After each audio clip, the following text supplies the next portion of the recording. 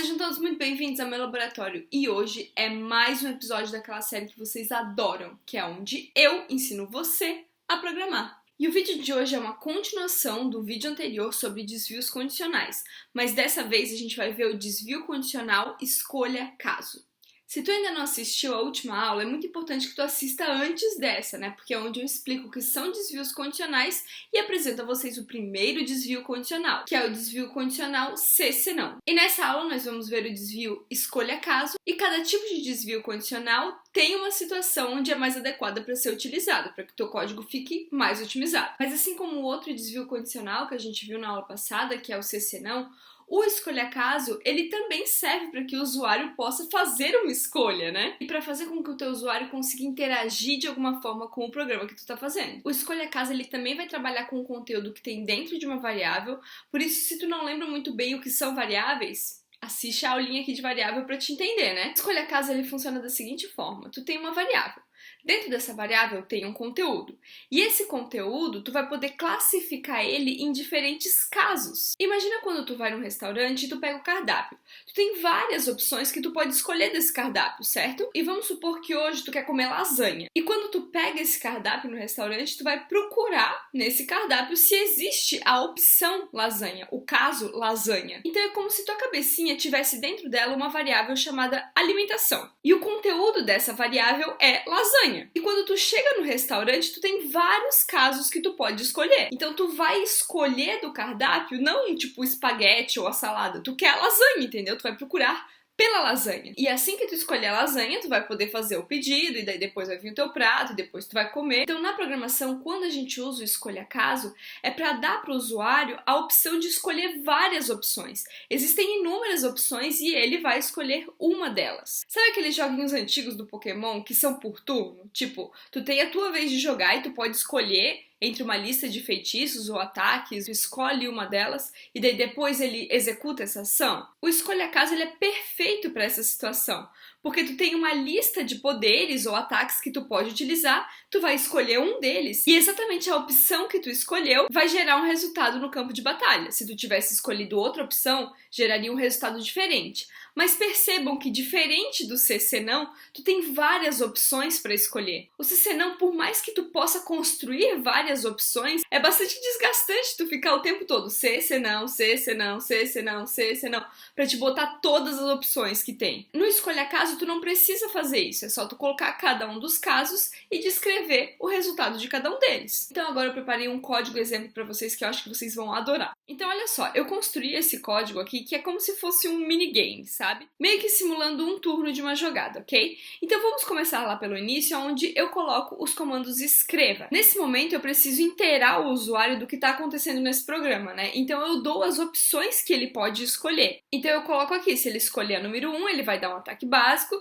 se ele escolher o número 2 é o ataque mágico, e se ele escolher o número 3 é para ele utilizar uma poção. E depois eu coloco a seguinte frase: é a sua vez. E em seguida eu coloco o comando leia. E eu vou ler exatamente a opção do usuário, né? A variável se chama opção. Dando uma recapitulada na aulinha de variáveis, isso significa que eu vou pegar o conteúdo que o usuário digitar e vou colocar dentro dessa variável opção. Eu vou executar só para vocês verem como que ficou até agora. Então, olha só, quando eu clico em executar, eu tenho então as opções que eu posso escolher e a frase é a sua vez e o cursor fica piscando ali esperando que eu dê uma resposta, esperando que eu digite qual que é a minha opção, né? Agora observem no código o comando que eu coloquei em seguida. Eu coloquei o comando limpa. Esse comando é bastante interessante, principalmente em joguinhos de console, porque faz com que a tela fique limpa e daí eu possa preencher com outras imagens. Que nesse caso, como a gente está usando console, não são imagens de fato, né? São letras e números, esse tipo de coisa. Agora, depois de preparar o meu programa para o usuário entender o que está acontecendo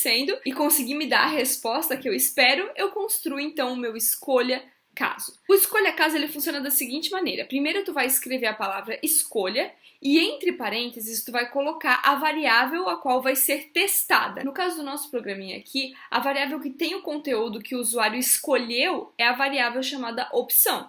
Então eu vou colocar opção entre os parênteses. E depois disso eu vou abrir chaves, que elas acabam iniciando e fechando um comando. Então, para esse nosso exemplo, esse aqui é o conteúdo que está dentro do escolha caso. Fora dele não faz parte do escolha caso. Então agora, para dar as opções, eu tenho que escrever a palavra caso dá um espaço e ao lado do caso eu vou colocar o valor que vai estar dentro daquela variável. Como nós estamos trabalhando com números inteiros, a gente só vai colocar um número. Se fossem caracteres, a gente ia colocar eles entre aspas simples. E se fosse uma cadeia, a gente ia utilizar aspas duplas. E depois desse possível conteúdo que tem dentro da variável, a gente coloca 2 pontos e inicia então o código que é executado quando esse caso é ativado. Para o caso número 1, então a gente vai escrever a seguinte frase: você atacou o seu inimigo e tirou 10 pontos de dano. E lá no início do nosso programa, eu criei uma variável chamada vida do inimigo, para eu poder guardar essa informação de qual que é a vida do inimigo, até mesmo para mim saber se depois eu matei esse inimigo ou não. Então, no caso, eu vou atualizar o valor vida do inimigo para vida do inimigo é igual a vida do inimigo menos 10. Percebam que eu não preenchi com um valor fixo ali dentro. Eu não disse que agora a vida do inimigo é 80, ou ela é 90, ou ela é 50. Percebam que eu utilizei o próprio valor que já tinha dentro da variável inimigo, que eu coloquei lá no início, quando eu estava criando as variáveis. Eu disse que o inimigo tinha 100 de vida, e aqui embaixo eu não estou dizendo que ele tem 90 de vida, porque nesse momento da programação eu não preciso saber exatamente o valor que tem dentro dessa variável. Então eu utilizei a própria variável para atualizar o valor dela. Ficou da seguinte forma: a vida do inimigo é igual a vida do inimigo menos 10. Observem que eu usei a própria variável para atualizar a variável. Quer dizer que da outra forma não iria funcionar? Iria, mas quando eu estou falando de um jogo que frequentemente essa vida ela vai acabar descendo, utilizar a própria variável para atualizar ela mesma é uma escolha bastante inteligente. E principalmente esse tipo de estratégia ele vai ser muito importante daqui para frente, quando a gente começar a ver sobre os laços de repetição. Então já vai guardando essa dica especial aí. E agora, depois de eu atualizar a vida do inimigo, eu coloco o comando pare.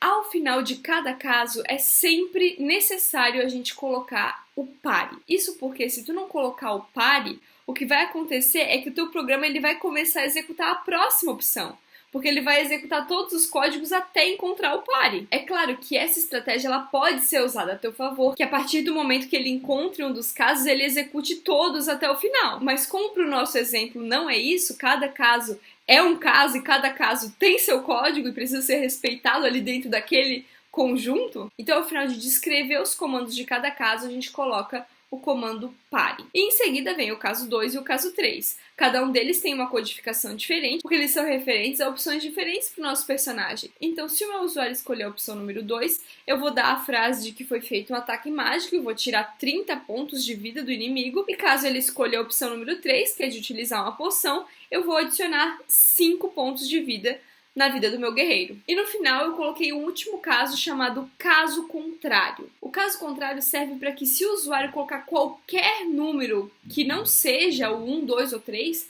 ele vai entrar dentro dessa opção. Não é de lei que sempre precisa ter o caso contrário, mas eu pelo menos acho bem elegante, né, tu informar para o usuário que ele colocou uma opção que é inválida no teu programa. Aí nesse momento percebam que eu fecho o meu escolha caso, né, eu coloco aqui as chavezinhas que fecha. E agora embaixo eu coloco a seguinte frase: o seu turno acabou, o HP do inimigo é a vida do inimigo, o valor que está dentro da variável vida do inimigo, e o seu HP é vida do guerreiro, que é o valor que está dentro da variável da vida do guerreiro.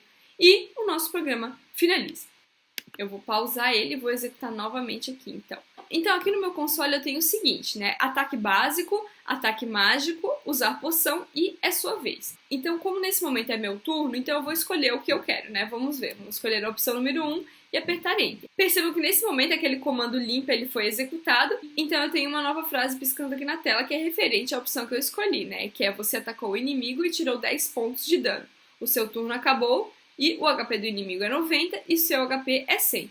Percebam que aqui novamente, ó, eu esqueci de botar um /N para pular essa linha e ficar tudo mais bonitinho, né? Então eu vou colocar aqui em cima e já arrumar esse erro. Agora só para mostrar para vocês o que aconteceria com a opção 2. Então você jogou um ataque mágico no seu inimigo, tirou 30 pontos de dano, o seu turno acabou, o HP do inimigo está com 70 e o seu está com 100.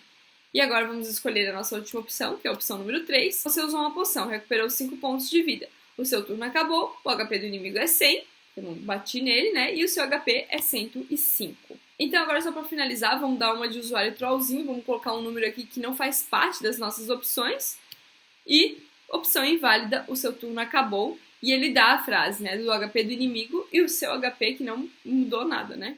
O que tu precisa ficar bastante atento quando tu vai fazer o escolha caso é não esquecer de dar para o usuário as opções que ele pode escolher, em seguida ler a variável da opção do usuário e depois construir o escolha caso usando essa mesma variável. Outra dica muito importante é que assim que tu descrever os códigos daquele caso, tu utilizar o comando pare, para que ele não fique executando todos os casos e daí tu perde controle, né? E agora eu sei que nesse momento tu deve estar sentindo aquela vontade de que tivesse mais um turno, aquela vontade de que fosse a vez do inimigo e que depois voltasse e tu pudesse revidar e que depois de várias e várias jogadas tivesse um vencedor, não é mesmo? Para isso acontecer, nós precisamos aprender sobre laços de repetição, que é exatamente o conteúdo da próxima aula. Se inscreve no canal para não perder essa aula, onde nós vamos compor este maravilhoso jogo que iniciamos no dia de hoje. Claro que se vocês quiserem evoluir esse jogo, fazer a versão de vocês, o software que eu estou utilizando é o Portugal Studio, ele vai estar na descrição desse vídeo, e vocês podem me marcar lá no Instagram, ou me marcar lá no Instagram as coisinhas que vocês estão fazendo. Eu vou adorar ver as versões de vocês desse jogo, e também adorar ver se vocês estão evoluindo esse jogo. Então é isso aí, se esse vídeo ajudou vocês de alguma forma, não esqueça de deixar o gostei e nos vemos no próximo vídeo e